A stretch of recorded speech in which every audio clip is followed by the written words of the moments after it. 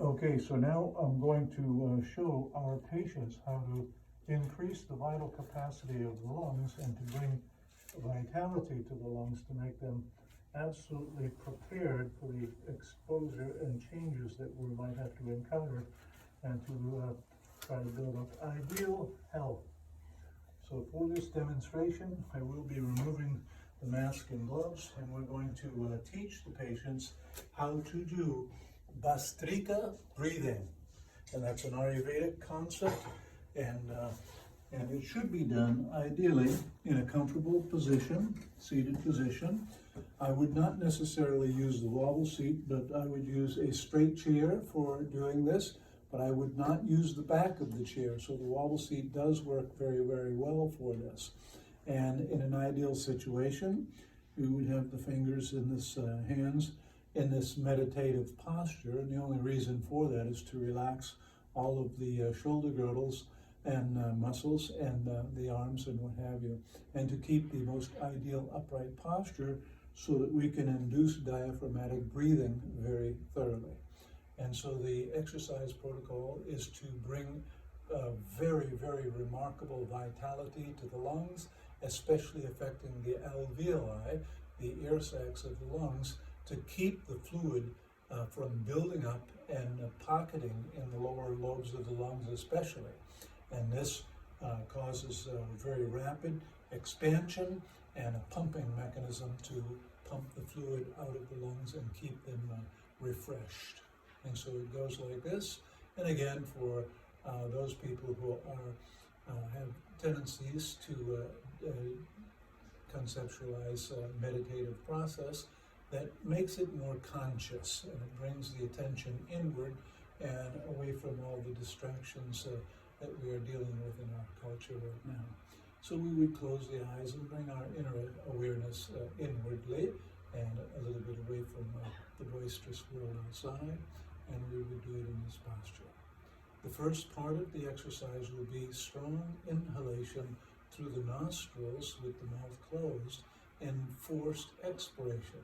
Some techniques out there that are on the market will allow and instruct for open mouth while breathing. And the ideal way from an Ayurvedic perspective would be open, closed mouth totally, and inhaling only through the nostrils and exhaling through the nostrils, which makes the lungs work a little harder, makes them dilate a little bit more effectively. And it would look like this on step number 1.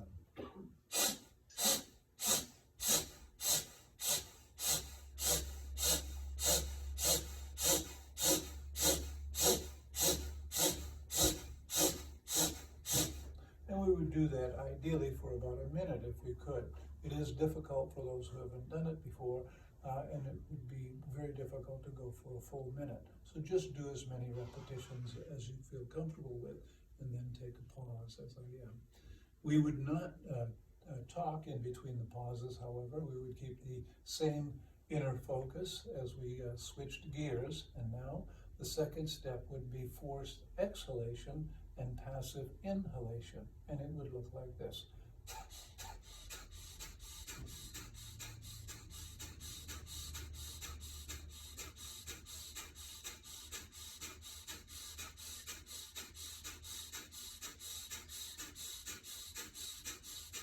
And we would do as many cycles as we could, and ideally for about a minute.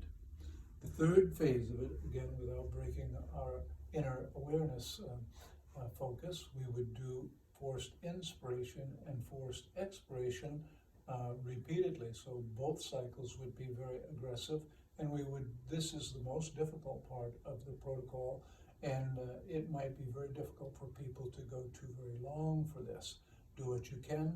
This builds up the vital capacity in the lungs so much that it's probably the most important part of the 3-part procedure. And it goes like this.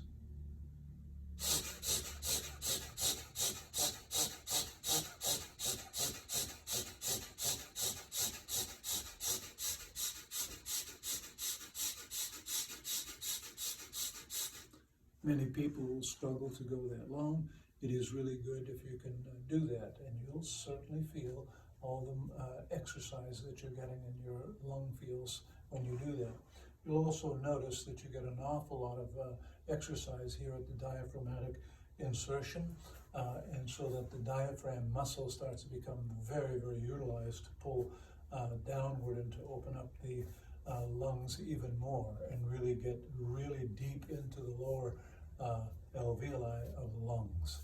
Then we would just simply be quiet for a minute and keep the eyes closed and just focus inwardly.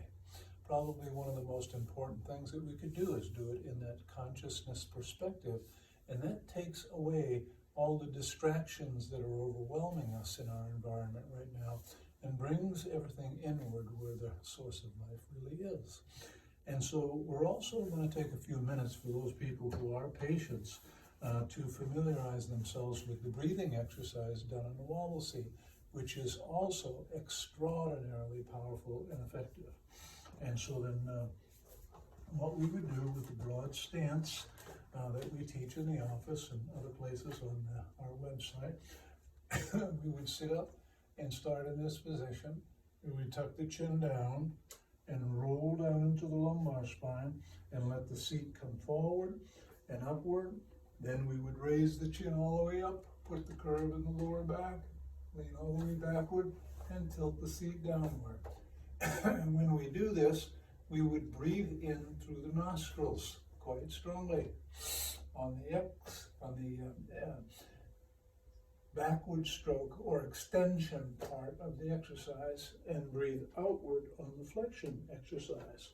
This procedure does diaphragmatic breathing and lung excursion exercises quite remarkably, but it also does it with the entire spinal system becoming involved, which has a huge beneficial effect. Now,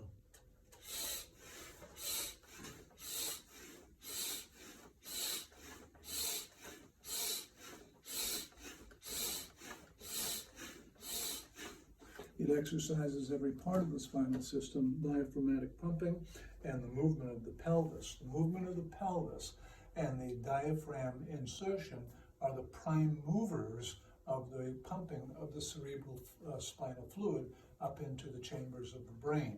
So this is causing remarkable nourishment of the nervous system and the brain cells at the same time. In the side-to-side motion, if we can, we would breathe in and out, in and out, in and out, in and out, and quite briskly. And I'll go through that in a moment. For those people who have difficulty breathing in on both strokes, they could do it this way here. Breathe in, breathe in, breathe in, and do half of the repetitions that way. Breathe in, breathe in, breathe in, and do half the repetitions that way. And so I'll do it both ways, doing inspiration on both side bending strokes and pausing on the midline stroke.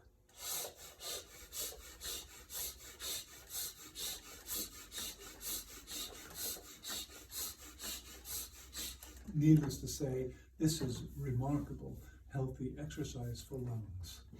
The next one we'll do is one side at a time.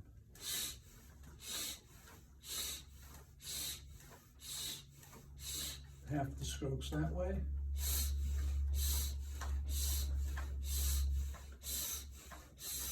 Half the strokes that way. The third part of the exercise would be the twisting exercise. The twisting exercise, we want to have the chest outward, the curve in the lower back, the head upward and retracted so that we're in as ideal of correct posture as possible. I like to suggest that we do it with the fingertips on the chest, and we can let them come out a little bit, but keep the elbows level with the floor. This exercise, you lead with the head, follow with the torso. The legs should be wide spread. They should not be moving in with the knees. The knees, pelvis, and feet are very stable to create a stable base so that your spine can move very, very fluidly and effectively through all of its ranges of motion on the pelvis. And so it would look like this.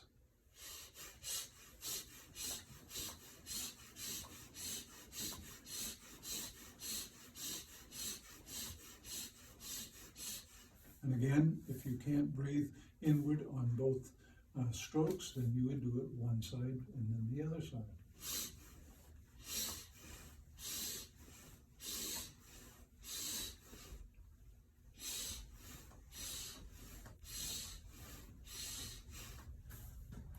And the next thing that I would suggest is something that I always recommend to the patients, is I keep ginger root in my pocket at all times, and I take little chips of ginger root